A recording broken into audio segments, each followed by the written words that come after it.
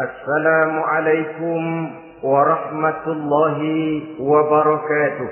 Waalaikumsalam warahmatullahi wabarakatuh. Bismillahirrahmanirrahim. Alhamdulillahi rabbil alamin. وبه نستعين على أمور الدنيا والدين والصلاة والسلام على أشرف الأنبياء والمرسلين سيدنا ومولانا محمد وعلى آله وأصحابه المجاهدين الطاهرين أما بعد.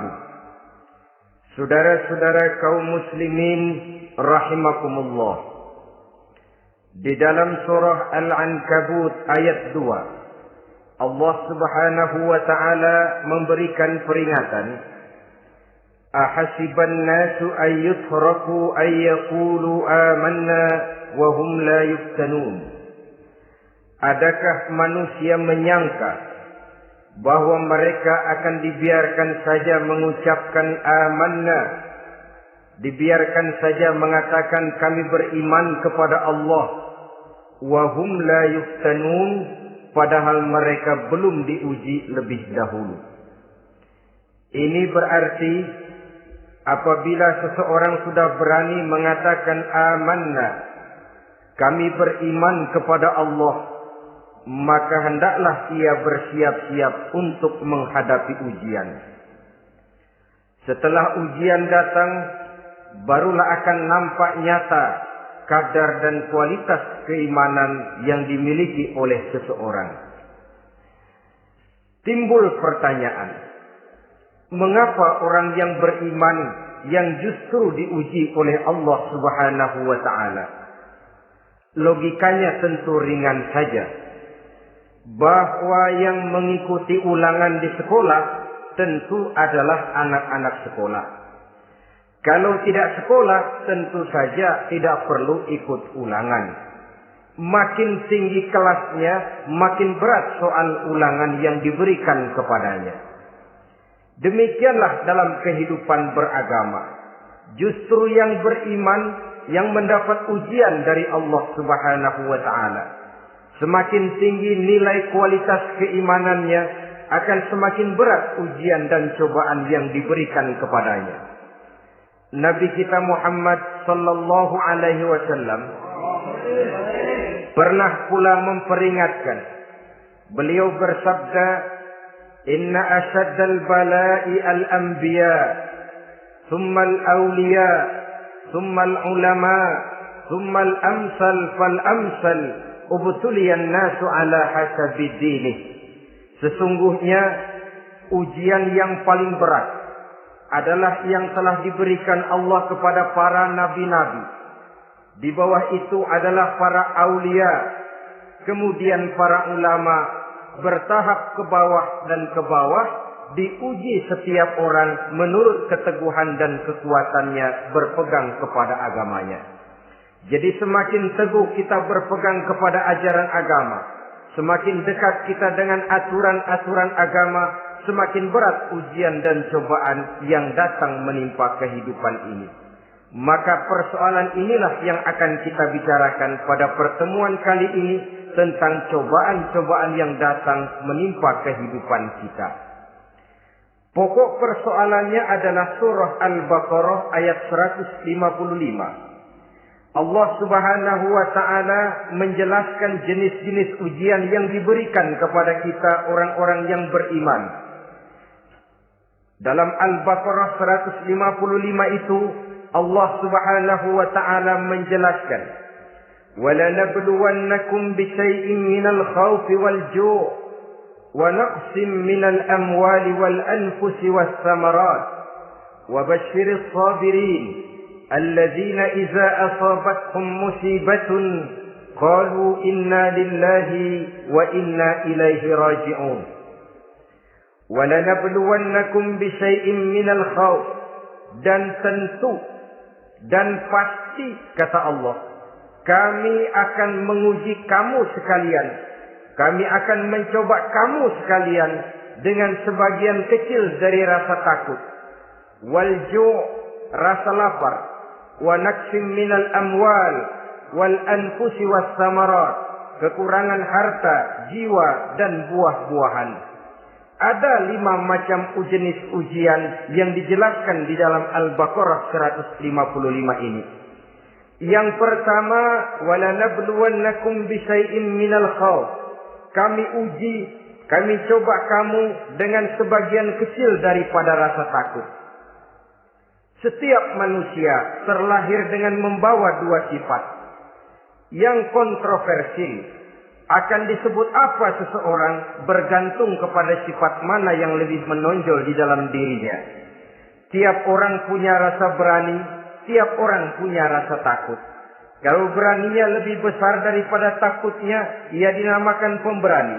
Tapi kalau takutnya yang lebih besar daripada beraninya, ia dinamakan penakut. Tapi yang jelas, 2 sifat kontroversial ini memang ada dalam diri manusia. Akan diuji kamu sekalian dengan sebagian kecil daripada rasa takut. Takut yang kadang-kadang tidak beralasan. Yang kaya takut jatuh miskin, yang punya jabatan takut kehilangan kedudukan dan pengaruhnya, dan pada akhirnya yang hidup pun menjadi takut mati. Sesuatu yang sungguh tidak beralasan dan menimbulkan kegelisahan di dalam kehidupan. Mari kita lihat dampak yang ditimbulkan oleh rasa takut ini. Ada orang kaya yang takut jatuh miskin. Akibat rasa takutnya ini, pertama, ia menumpuk-numpuk harta sebisa-bisanya dengan menghalalkan segala macam cara. Tidak peduli halal haram, tidak ngerti hak batil, tidak tahu hak dan pantas dan ma'ruf munkar atau tercela. Yang penting ia bisa menumpuk-numpuk harta, menimbun-nimbunnya, tidak hanya cukup untuk dirinya sendiri. Kalau perlu anaknya sudah dipersiapkan untuk jadi orang kaya, cucunya disiapkan jadi orang kaya, anak cucunya, cucu-cucunya, seluruhnya. Dia takut jatuh miskin. Kemudian akibat dari rasa takut ini, ia pun terjebak ke dalam penyakit bakhil bin pelit alias kikir. Tidak sedikit pun tergerak hatinya untuk memberikan bantuan dan pertolongan kepada mereka yang memang memerlukannya. Termasuklah ia ke dalam apa yang diingatkan Allah. Allazi jama'a malan wa addadahu yahsabu anna malahu akhladah. Orang-orang yang menumpuk-numpuk harta kemudian menghitung-hitungnya. Dia menyangka bahwa hartanya akan dapat mengekalkan kehidupannya di dunia ini. Dia menyangka hartanya akan dapat mengekalkan kebahagiaannya di dalam kehidupan ini. Maka kerjanya hanya menumpuk dan menumpuk. Dan dia sangat takut untuk jatuh miskin. Saudara-saudara kaum muslimin rahimakumullah. Lalu yang kebetulan punya jabatan takut kehilangan kedudukan dan pengaruhnya. Maka ia akan melakukan segala cara dan jalan untuk menjaga keamanan dan ketenangan dari jabatan yang sedang didudukinya. Hilang kesadaran bahwa jabatan adalah amanah. Hilang pengertian bahwa kedudukan adalah alat untuk berbuat baik dan mengabdi kepada sesamanya. Yang ada pikirannya hanyalah bagaimana menjaga kedudukan dan pengaruhnya agar tetap ada dalam dirinya. Segala cara pun dilakukan dan kadang-kadang ia kehilangan kontrolnya. Kemudian pada akhirnya manusia pun dilanda oleh perasaan takut mati. Sungguh sangat tidak beralasan sama sekali. Karena mati adalah kewajiban dari semua yang bernama hidup.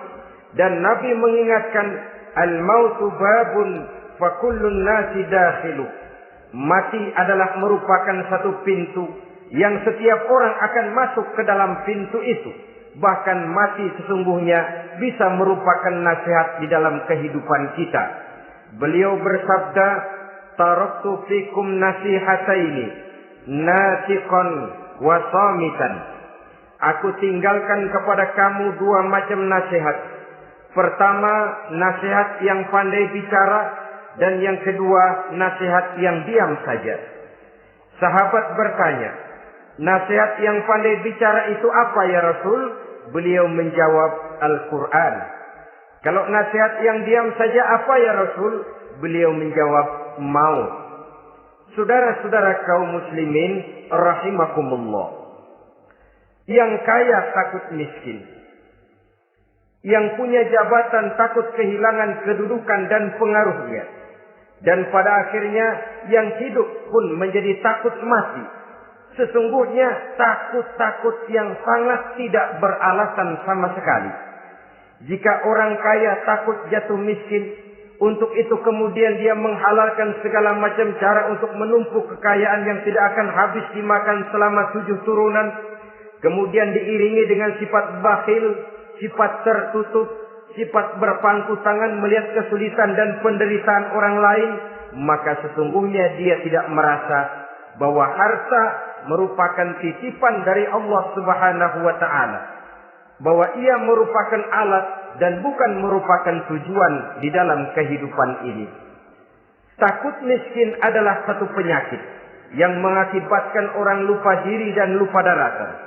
Takut kehilangan kedudukan dan pengaruh juga adalah penyakit yang menyebabkan orang menghalalkan segala macam cara untuk menjaga kedudukan dan jabatannya. Dan takut mati juga sebenarnya sesuatu yang tidak beralasan. Sebab siapa yang berani hidup harus berani pula menghadapi mati. Yang takut mati tidak usah hidup saja. Karena mati adalah kewajiban bagi semua orang-orang yang hidup. Oleh karenanya, rasa takut yang tidak beralasan sesungguhnya merupakan ujian untuk menguji nilai-nilai keimanan yang ada di dalam diri kita. Orang kaya diuji dengan hartanya, pejabat diuji dengan kedudukan dan pengaruhnya, manusia hidup diuji dengan akan datangnya mati yang menjemput kehidupannya. Menghadapi ujian-ujian semacam ini, maka marilah kita menyadari, yang kaya tidak perlu takut miskin.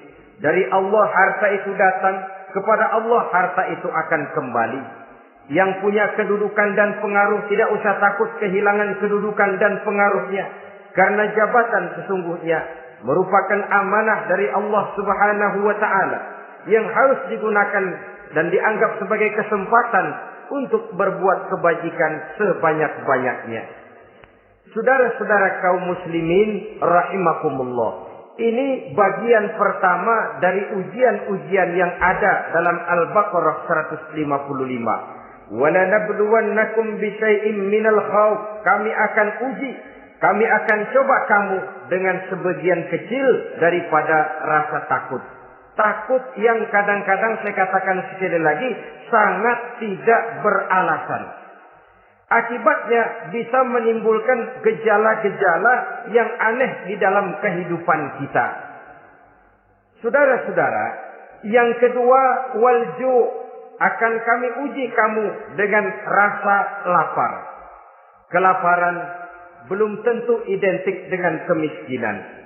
Bahkan di dalam surah An-Nahl ayat 112, Allah Subhanahu wa ta'ala memberikan contoh yang sangat nyata dan jelas. وَضَرَبَ اللَّهُ مَثَلًا قَرْيَةً كَانَتْ آمِنَةً مُطْمَئِنَّةً يَأْتِيهَا رِزْقُهَا رَغَدًا مِنْ كُلِّ مَكَانٍ فَكَفَرَتْ بِأَنْعُمِ اللَّهِ فَأَذَاقَهَا اللَّهُ لِبَاسَ الْجُوعِ وَالْخَوْفِ بِمَا كَانُوا يَصْنَعُونَ. Allah memberikan contoh bagaimana keadaan satu negeri yang makmur, aman, tenang, tentram. Rezekinya datang dari segala arah. Fakafarat bi an'umillah, tapi sayang sekali penduduknya kufur dengan nikmat yang diberikan Allah Subhanahu wa ta'ala kepada mereka.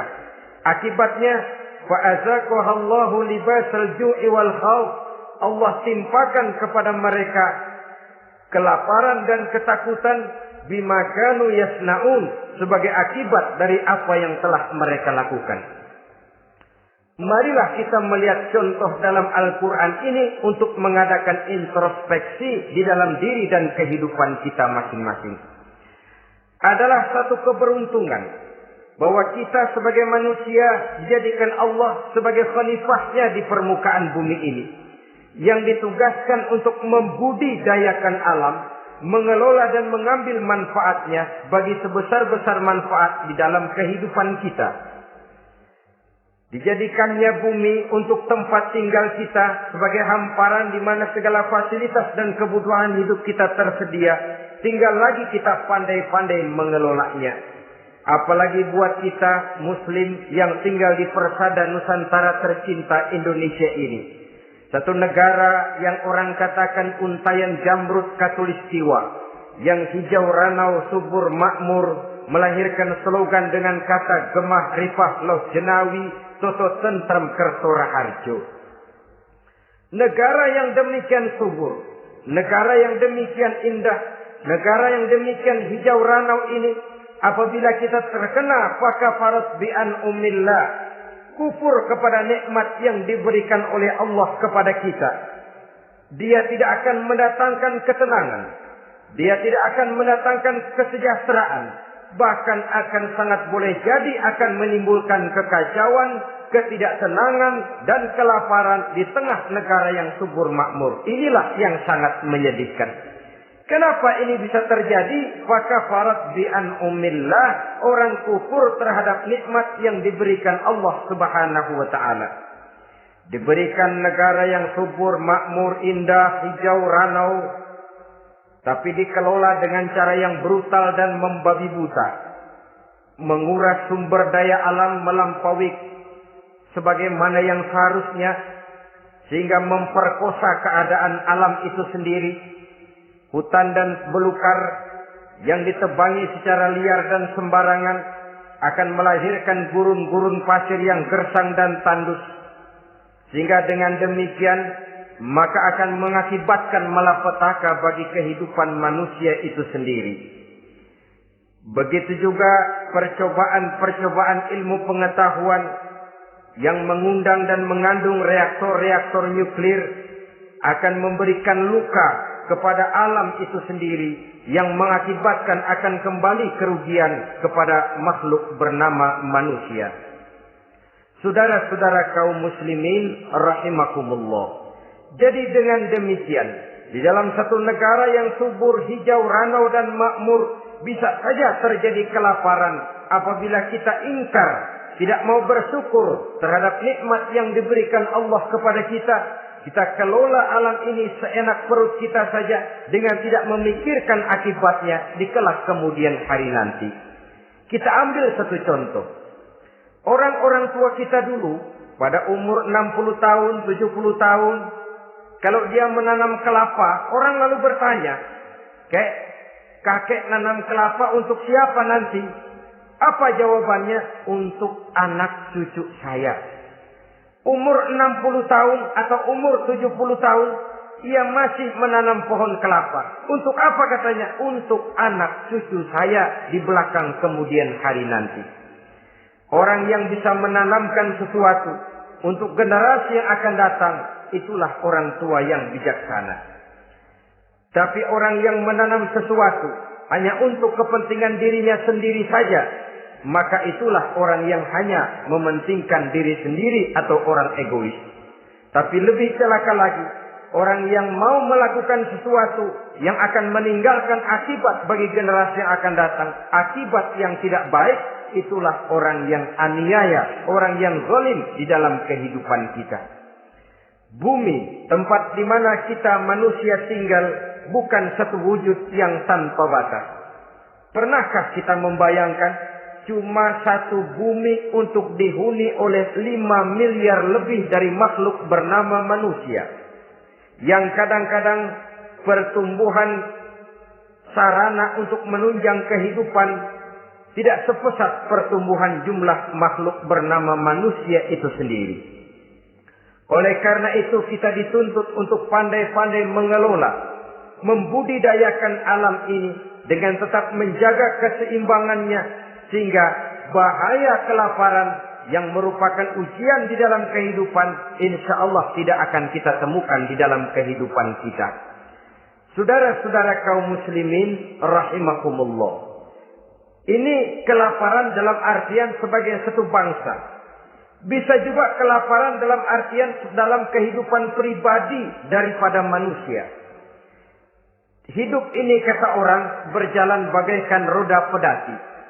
Sekali tempo naik kita ke atas, lain saat turun kita ke bawah. Ada saatnya kita jaya, ada saatnya kita pun mengalami kemunduran. Oleh karena itu, pasang surut kehidupan ini membuat orang seharusnya sadar bahwa pasang surut itu tidak harus menyebabkan pasang surutnya dia di dalam melaksanakan ibadahnya kepada Allah Subhanahu wa Ta'ala. Kelaparan boleh jadi memang merupakan ujian untuk menguji nilai-nilai keimanan seseorang. Apabila dalam kondisi lapar imannya mantap, imannya teguh, imannya kuat, maka dalam kondisi di mana perutnya tidak lapar, tentu iman itu akan lebih bertambah mantap lagi. Kalau orang perutnya kenyang, kalau orang perutnya berisi penuh, lalu imannya stabil, kemudian pada saat kelaparan imannya pun mengalami penurunan, maka di situ nyata, di saat dia diuji dengan kelaparan, kualitas imannya ikut menyurut, mundur ke belakang, dan mengalami proses degradasi, proses peluncuran dan penurunan. Oleh karenanya, marilah kita menyadari Allah Subhanahu wa Ta'ala senantiasa memberikan yang terbaik kepada kita bersama. Kelaparan, apabila kita terima dengan sikap lapang dada, tidak akan menyebabkan kita menjadi berbuat nekat. Tetapi kita tetap dalam kontrol, tetap dalam keadaan yang stabil, tidak keluar dengan melakukan perbuatan-perbuatan yang negatif. Bagaimanapun kita ingin membela dan mempertahankan kelangsungan hidup, betapa dan bagaimanapun kita ingin menjaga kelangsungan perut, namun kita tetap tidak keluar dari norma-norma dan kaedah-kaedah yang telah ditentukan di dalam kehidupan beragama. Inilah cobaan yang kedua yang ada dijelaskan dalam Al-Baqarah ayat 155 tadi, berupa kelaparan. Yang ketiga, wa naqsim minal amwal, kekurangan harta alias kemiskinan. Kemiskinan, saudara-saudara, merupakan ujian dari Allah Subhanahu wa Ta'ala untuk menguji sejauh mana kekuatan iman yang kita miliki di dalam kehidupan. Tetapi sesungguhnya bukan hanya kemiskinan, kekayaan pun pada hakikatnya juga merupakan ujian. Namun umumnya manusia akan lebih merasa diuji jikalau dia miskin daripada diuji jikalau dia menjadi orang yang kaya. Pada sisi lain, kenyataan mengatakan banyak orang lulus ketika diuji dengan kemiskinan, tetapi gagal berantakan setelah diuji dengan kekayaan.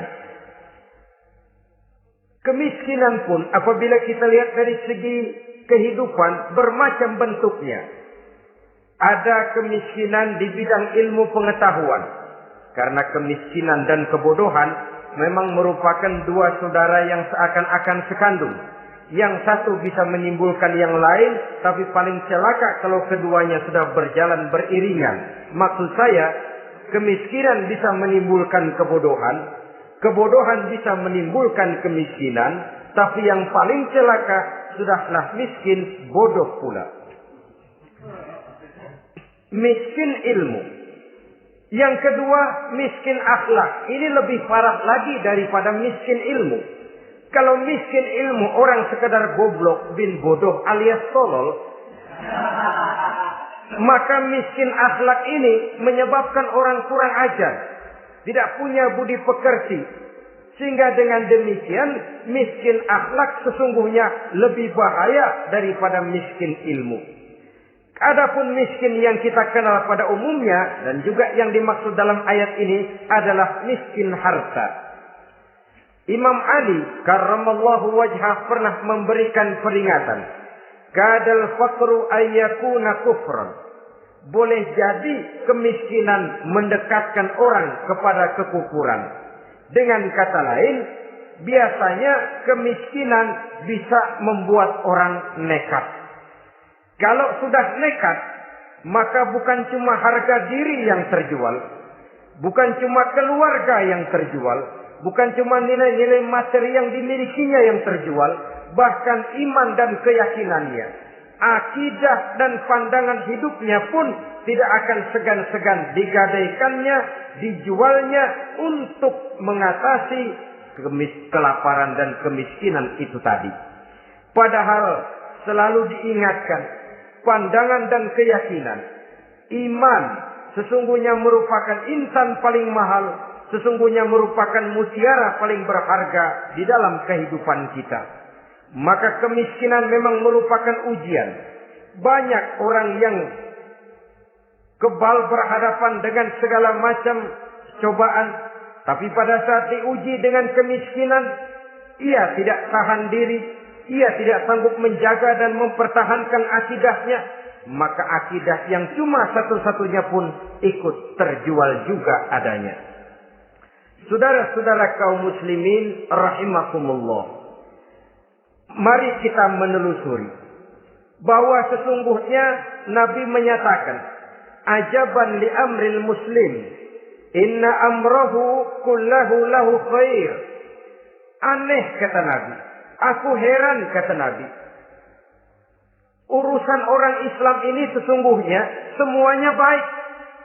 Baik bagaimana? Kalau dia kaya, dia bersyukur, dan itu baik. Kalau dia miskin, dia bersabar, itu juga baik.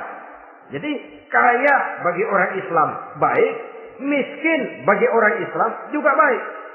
Kalau dia kaya, dia kan bisa berkata, alhamdulillah saya kaya, mudah-mudahan harta ini bisa menunjang ibadah saya kepada Allah Subhanahu wa taala. Baik. Kalau dia miskin, dia juga berkata, alhamdulillah saya miskin, mudah-mudahan di akhirat nanti pemeriksaannya tidak lama-lama seperti orang kaya.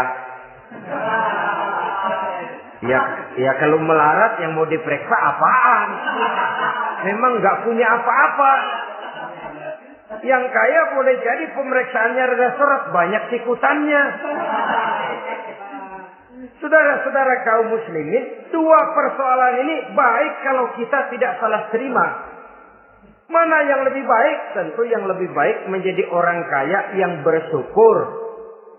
Dan itu memang wajar. Kaya syukur, miskin sabar. Yang luar biasa kalau mau tahu, miskin syukur. Kalau kaya syukur memang mestinya. Miskin sabar, ya mestinya lah. Miskin kagak sabar mau kemana?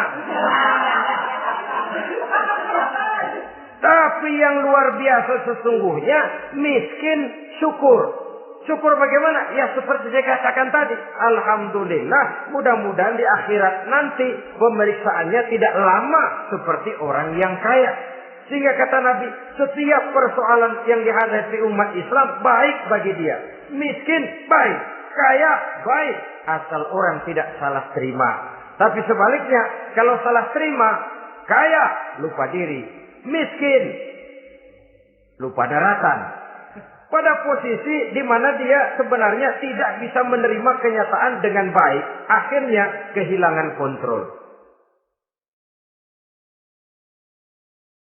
Saudara-saudara kaum muslimin rahimakumullah. Karena itu pada pertemuan kali ini saya ingin mengajak kita bersama. Marilah kita menyadari betapapun kemiskinan yang datang menimpa, seluruhnya merupakan ujian yang datang dari Allah untuk menguji nilai-nilai keimanan kita. Jangan iman itu berubah, jangan akidah itu bergoyah, jangan keyakinan dan pandangan hidup itu tertukar dengan keyakinan dan pandangan hidup lainnya. Bahkan dalam kemiskinan, orang biasanya menemukan diri dan kepribadiannya. Dalam kemiskinan, orang bisa berjalan lebih lurus untuk mendekati Allah Subhanahu wa taala. Sesungguhnya kemiskinan bukan merupakan sesuatu yang harus kita takuti, apalagi kalau ia memang merupakan ujian. Kemiskinan yang merupakan ujian adalah kemiskinan yang akan berakhir dengan kebaikan. Saudara-saudara kaum muslimin, tapi jangan lupa membicarakan pokok persoalannya. Ini kalau kemiskinan menimpa orang-orang yang beriman, itu yang ujian.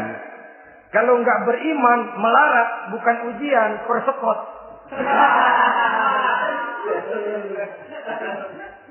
Nah, orang lalu bertanya, Pak, kalau orang kafir kaya bagaimana? Nah, begini saudara-saudara.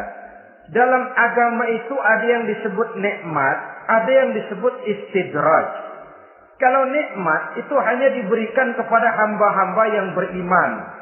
Kalau istidraj itu diberikan kepada siapa saja yang mau berusaha. Tidak soal dia beriman atau tidak. Tidak soal dia mau bersujud atau tidak. Asal dia berusaha, dia dapat. Itu yang dinamakan istidraj. Seperti orang mancing ikan, mesti diberikan umpan. Setelah umpan itu dimakan, tidak langsung ditarik, tapi diulur dulu. Sampai kira-kira mata kail itu nyangkut di leher si ikan, baru diangkat ikan itu ke atas. Dan sampai di atas kita bisa maklum nasib ikan tadi. Bisa digetok, bisa dibacok, bisa digoreng, bisa dipepes. Tapi yang jelas nasibnya merana. Maka kalau ada orang makin jauh dari agama, makin kaya, makin tidak mau sholat, makin berlimpah hartanya.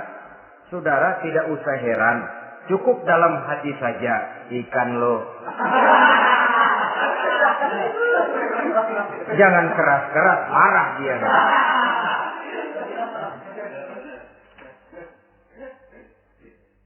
Kemiskinan apabila didasari dengan sikap keimanan merupakan ujian untuk menguji kualitas keimanan seseorang. Bahkan satu hadis menyatakan apabila Allah mencintai seorang hamba, maka diujinya hamba itu karena Allah ingin mendengar liyasma'a tadarru'ahu, ingin mendengar ratapan orang tadi. Sama juga kita, kadang-kadang karena cinta benar kepada anak kita yang mungil, suatu saat kita ingin mendengar dia nangis, kita cubit dia.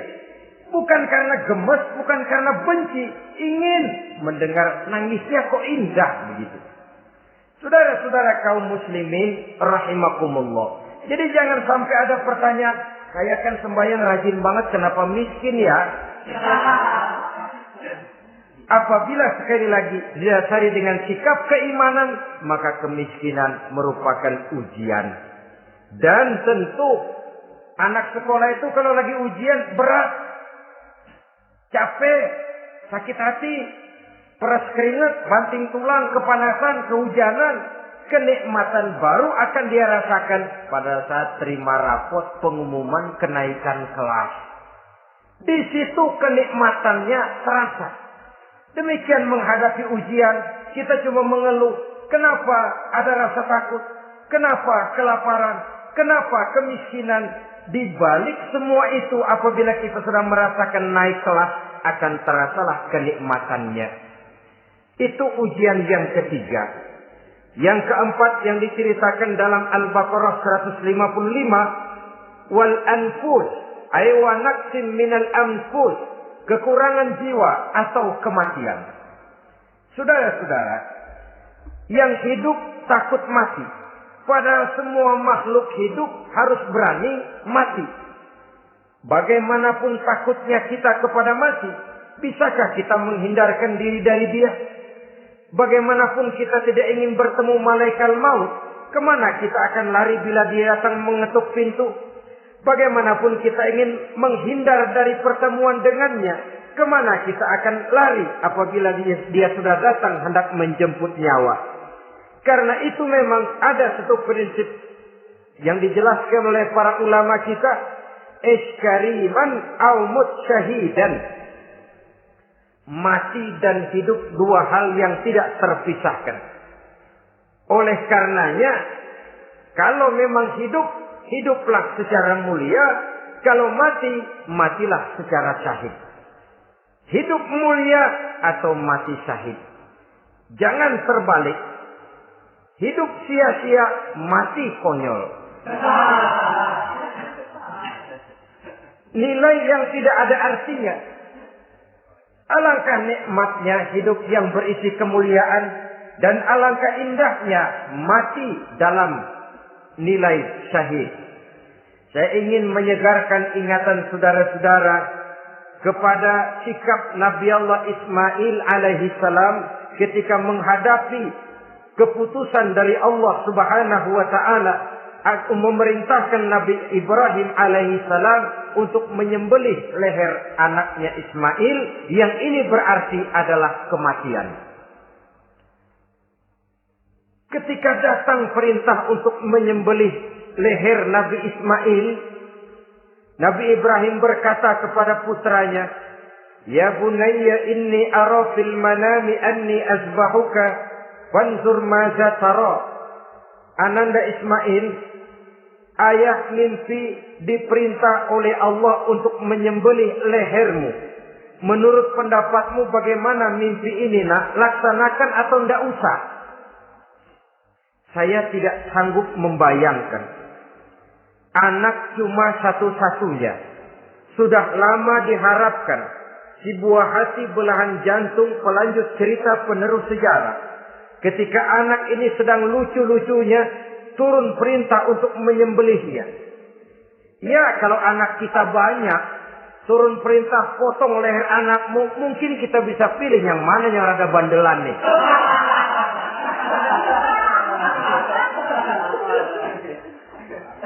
Tapi ini anak cuma satu-satunya. Lucu, sudah lama diharapkan. Dan memang itu juga merupakan ujian kepada Nabi Allah Ibrahim. Seolah-olah Allah berkata, "Hai Ibrahim, dahulu sebelum kau punya anak, kau memang cinta kepadaku. Sekarang setelah kau punya anak, masuk rasa cinta anak ke dalam hatimu. Buktikan Ibrahim, mana yang lebih besar? Cintamu kepadaku, kata Allah, atau cintamu kepada anakmu? Sembelih leher anakmu."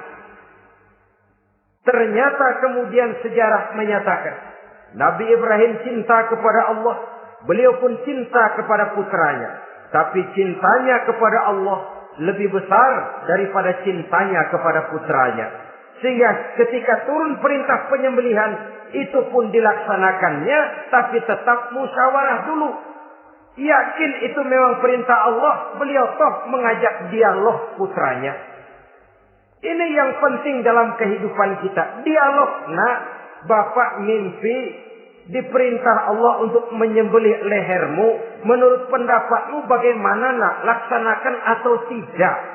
Yakin itu perintah Allah, tapi asas musyawarahnya tidak beliau tinggalkan. Walaupun yakin orang tua berbuat untuk kebaikan anak, alangkah baiknya anak diajak bicara. Sehingga dengan hasil pembicaraan ini nanti kita akan mengerti gejala perkembangan dan kemauan dari jiwa si anak tadi. Saudara-saudara kaum muslimin, apa jawaban Nabi Allah Ismail yang ketika itu masih remaja? Beliau menjawab, "Ya abatif al-ma tu'mar, satajiduni insyaallahu minas sabirin." Bapak, jikalau memang ini memang perintah Allah, laksanakan saja Bapak. Tidak usah ragu. Mudah-mudahan nanti Bapak akan menemukan saya termasuk ke dalam golongan orang-orang yang sabar. Ini pantulan doa Nabi Ibrahim dahulu ya, ketika meminta seorang keturunan yang merupakan anak yang soleh. Jawaban dari anak yang soleh. Kalau memang ini perintah Allah Bapak, laksanakan saja. Saya insya Allah termasuk ke dalam golongan orang-orang yang sabar. Kalau Allah memerintahkan Bapak untuk menyembelih leher saya, silahkan Pak. Saya ikhlas, saya ridho, saya rela untuk memenuhi perintah Allah Subhanahu wa Ta'ala. Ini jawaban anak soleh. Sebab itu sering saya katakan, kalau kita cuma punya anak pintar tidak soleh, mungkin jawabannya nggak begini.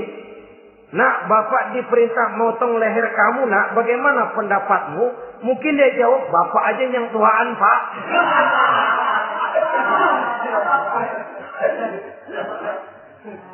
Saudara-saudara kaum muslimin rahimakumullah. Jadi prinsip ini gugur memenuhi panggilan Allah. Hidup mulia atau mati dengan syahid. Dua pilihan yang harus dua-duanya bisa kita laksanakan. Iskariman au mutsyahidan. Kalau hidup, hiduplah dalam kemuliaan. Kalaupun mati, matilah sebagai syahid. Sebagai orang yang dikenang kebaikan dan kebajikannya. Sebagai orang yang dekat dan banyak berbuat untuk kepentingan agamanya. Jangan tidak tercapai kedua-duanya. Hidup tidak punya nilai, mati pun tidak punya arti. Sia-sia semuanya. Kita masih hidup, orang anggap enggak ada. Dalam istilah tauhid disebut wujuduhu ka'adamihi. Adanya sama dengan tidak adanya. Dia sih ada apa enggak ada, sama gitu-gitu juga. Alangkah ruginya kalau ada kita dianggap sama dengan tidak ada. Apalagi kalau kita sudah tidak ada, ya tidak ada beneran. Iskariman au mutsyahidan. Hiduplah mulia atau matilah sebagai syahid. Saudara-saudara kaum muslimin rahimakumullah. Mati sesungguhnya juga merupakan ujian. Untuk menguji sejauh mana persiapan yang sudah kita lakukan di dalam kehidupan ini untuk menyambut. Dan tidak cuma sekedar untuk menyambut, tapi juga untuk mengarungi kehidupan sesudah kematian itu sendiri. Sebab kematian bukan akhir dari segalanya. Kematian cuma satu pintu di mana kita akan masuk dan akan berjalan kembali menelusuri fase-fase kehidupan yang telah ditentukan oleh Allah Subhanahu wa taala. Saudara-saudara kaum muslimin rahimakumullah. Pembicaraan tentang kematian ini pun bisa kita evaluasi. Ada yang takut mati usahanya, ada yang takut mati karirnya, ada yang takut mati rezekinya, ada yang takut mati batinnya, ada yang takut mati jasmaninya, dan lain sebagainya. Seluruh ketakutan kepada kematian itu memang merupakan hal yang wajar. Ada yang takut mati usahanya, ada yang takut mati karirnya, ada yang takut mati rezekinya. Tapi kalau ketakutan itu lalu melahirkan perbuatan-perbuatan negatif yang menimbulkan penyimpangan, itu sudah di luar dari yang seharusnya. Kematian merupakan ujian. Menghadapi segala macam ujian termasuk kematian ini akan kita bicarakan pada bagian penutup nanti. Yang kelima, saudara-saudara, ujian yang dijelaskan dalam Al-Baqarah 155 tadi, wa naqsim minas samarat, kekurangan buah-buahan. Kekurangan buah-buahan bisa berarti paceklik. Ini juga bisa diakibatkan oleh apa yang dijelaskan dalam An-Nahl 112 tadi. Orang kufur kepada nikmat yang diberikan Allah Subhanahu wa taala. Orang jauh dari petunjuk-petunjuk agama. Merasa segala persoalan bisa dipecahkan dengan kemampuan otaknya. Hilang rasa ketergantungannya kepada Allah Subhanahu wa taala. Maka usahanya bisa berakhir dengan yang tidak diharapkan. Sudah bikin target, tahun ini kita bakal panen raya besar. Tahu-tahu tikus ngamuk. Habis padi digarap oleh tikus, panen bisa gagal. Bahkan beberapa tahun yang lalu, kita masih ingat bagaimana ulat-ulat menyerbu pohon-pohon jambu. Ribuan batang pohon jambu. Ribuan pohon-pohon jambu itu mati. Lalu jambu-jambu itu tidak bisa lagi dimanfaatkan dalam kehidupan. Tikus yang menyerbu sawah. Ulat yang menyerbu pohon-pohon jambu. Angin topan, puting beliung, gempa bumi. Itu sudah proses-proses di luar kemampuan manusia untuk mendeteksinya. Disinilah manusia harus sadar bahwa setelah ia berusaha dan berusaha sesuai dengan keterikatannya kepada hukum alam, kepada sunnatullah, maka ia harus punya sandaran vertikal kepada Allah Subhanahu wa taala. Agar bila usahanya berhasil, dia tidak lupa diri dan lupa daratan. Dan apabila usahanya kemudian ternyata gagal, dia tidak menjadi putus asa, buruk sangka, sempit hati, sempit pandangan. Cobaan datang dari Allah Subhanahu wa taala berupa kekurangan buah alias paceklik. Saudara-saudara, menghadapi cobaan dan ujian yang saya katakan tadi, 5 macam ini, apa konsepnya, apa jalan keluarnya? Ayat selanjutnya dalam kalimat tadi menjelaskan, wabasyiris sabirin, menghadapi ujian-ujian dalam hidup, baik rasa takut, kelaparan, kemiskinan, kematian, kekurangan harta, kekurangan buah-buahan. Wabasyiris sabirin, gembirakan orang-orang yang sabar. Menghadapi segala macam ujian tadi, gembirakan orang-orang yang sabar. Siapa orang yang sabar itu? Alladzina iza asabathum musibatun qalu inna lillahi wa inna ilaihi raji'un. Yaitu orang-orang yang apabila menghadapi ujian, ditimpa musibah, mereka berkata, sesungguhnya kami berasal dari Allah dan sesungguhnya kepada Allah pula kami akan kembali. Bukan cuma sekedar ucapannya, tapi penghayatannya kepada filsafat yang terkandung di dalam kalimat itu tadi. Maka jadilah dia semacam lipstick, jadilah dia semacam dekorasi. Apabila kita berjanji dan dalam hati kita sudah ada kemungkinan besar kita tidak akan datang, kita tetap menggunakan kata-kata insya Allah. Padahal yang jelas tidak akan mau datang adalah kita. Kita sandarkan dan kita kembalikan itu kepada Allah. Sesungguhnya kami berasal dari Allah. Sesungguhnya kepada Allah juga kami akan kembali. Bukan cuma sekedar ucapannya, tapi juga penghayatan kepada filsafat yang terkandung di dalamnya. Kalau suatu saat kita harus kehilangan harta yang kita miliki, kenapa tidak berpikir inna lillahi wa inna ilaihi raji'un? Bahwa dulu pun ketika lahir ke dunia ini tidak ada harta yang saya bawa. Kalau sekarang harta itu hilang, inna lillahi wa inna ilaihi raji'un. Itu yang saya maksud. Kalau sekarang, kalau suatu saat kita harus melepaskan pangkat jabatan yang kita sayangi, kenapa kita tidak kembali kepada inna lillahi? Dulu pun ketika waktu lahir ke dunia ini tidak ada pangkat dan jabatan yang saya bawa. Kalau sekarang harus pensiun, inna lillahi wa inna ilaihi raji'un. Ini kadang-kadang enggak. Dengar mau mutasi, mau pensiun, mulutnya innalillahi, tapi gerbek-gerbek dukun diusut.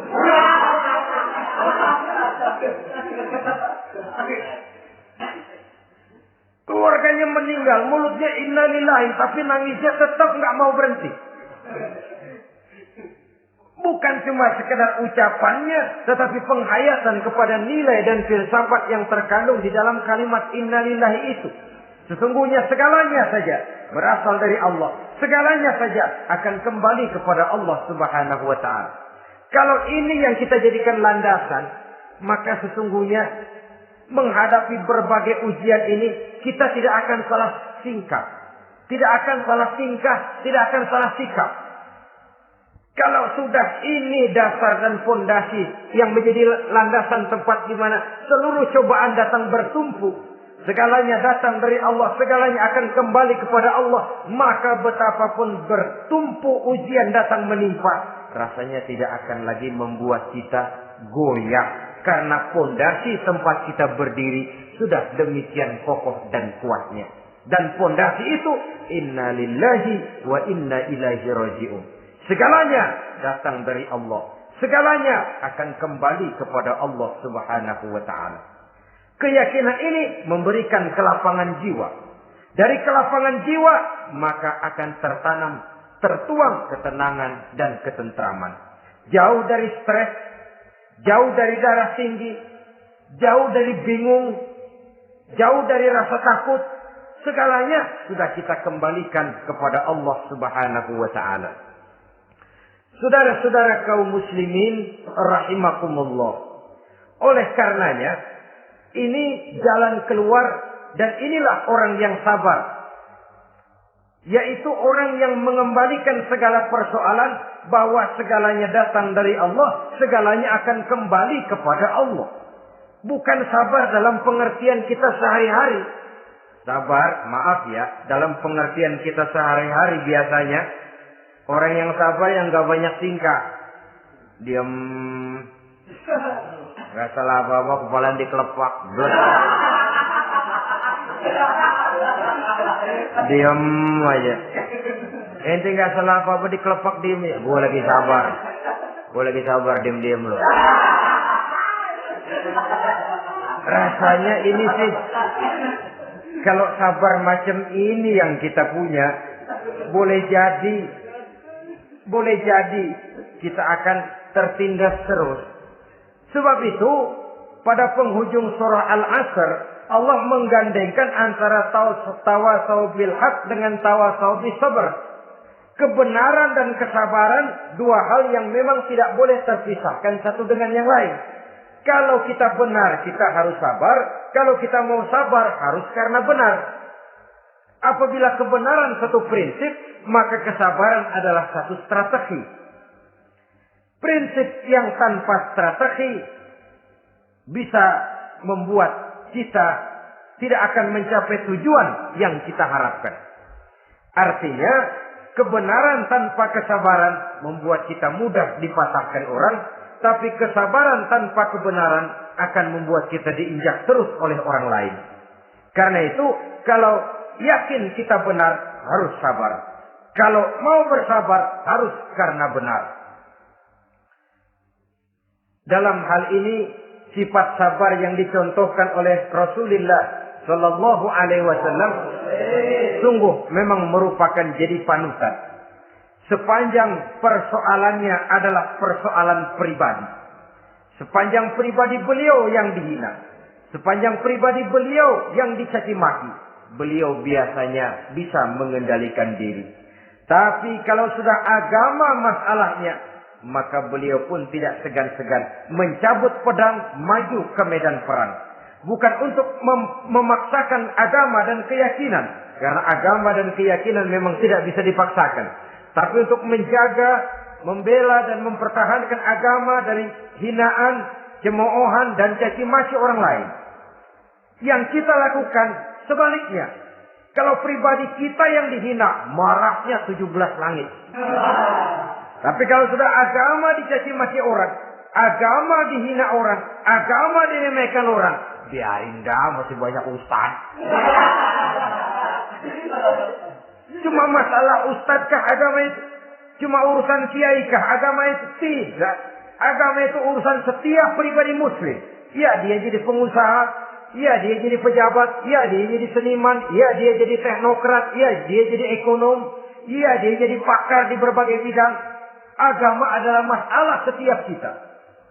Kalau pribadi Nabi yang dicaci, pribadi yang dihina dan dicemoohkan orang, beliau mengendalikan diri. Tapi kalau sudah agama taruhannya, beliau tidak segan-segan cabut pedang maju ke medan perang. Sabar tapi pada tempatnya. Sabar tidak dalam artian diam, delohom, ayem-ayem, gelenggem, menunggu embun yang turun dari langit. Emang lagi lapar, sabar aja. Gak usah makan, nanti juga waktunya Tuhan kasih kenyang-kenyang. Kalau sabar macam ini yang kita pakai, lapar terus dah.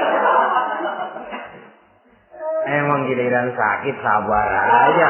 Gak usah berobat, nanti juga waktunya baik, sembuh. Mati terus dah.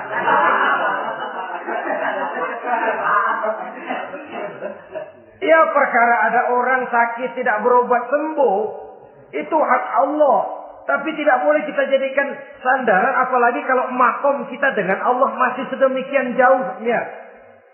Itu hanya ucapan dari orang-orang yang makom dia dengan Allah itu sudah tidak ada jarak. Permohonannya dipenuhi, kehendaknya dituruti, sebab dia dengan Allah sudah sedemikian dekatnya. Kalau kita masalahnya, yang antara kita dengan Allah ini dilapisi oleh dosa dan kesalahan yang kita kerjakan sendiri, rasanya kita masih harus banyak berbuat sesuai dengan keterikatan kita kepada sunnatullah itu. Orang yang sabar adalah orang yang sadar kepada hakikat dan filsafat yang terkandung di dalam kalimat inna lillah wa inna ilaihi raji'un. Segalanya datang dari Allah, segalanya pun akan kembali kepada Allah. Harta yang hilang tidak membuat kita gundah. pangkat yang harus kita tanggalkan tidak membuat kita kecil hati dan tidak akan meninggalkan medan pengabdian. Kenapa? Kita cuma menganggap itu satu titipan. Lain kalau kita anggap itu punya kita, jabatan punya kita. Nah, itu yang kita suka uangkeng. Saudara-saudara kaum muslimin, kesimpulannya banyak cobaan-cobaan dalam hidup. Yang dibicarakan dalam Al-Baqarah 155 ini sebagian kecil dari rasa takut, kelaparan, kemiskinan, kematian, dan kekurangan buah-buahan. Menghadapi segala macam ujian tadi, kembalilah kita kepada dasar inna lillahi wa inna ilaihi raji'un. Segalanya datang dari Allah, segalanya pun akan kembali kepada Allah. Semoga dengan sikap ini kita akan lapang dada menghadapi ujian dan akan semakin tangguh iman dan akidah kita menghadapi cobaan yang datang menimpa. Inilah pertemuan pada kali ini. Semoga ada manfaatnya. Terima kasih atas segala perhatian. Mohon maaf atas segala kekurangan. Usikum wa nafsi bitaqwallah. Wassalamualaikum warahmatullahi wabarakatuh. Waalaikumsalam.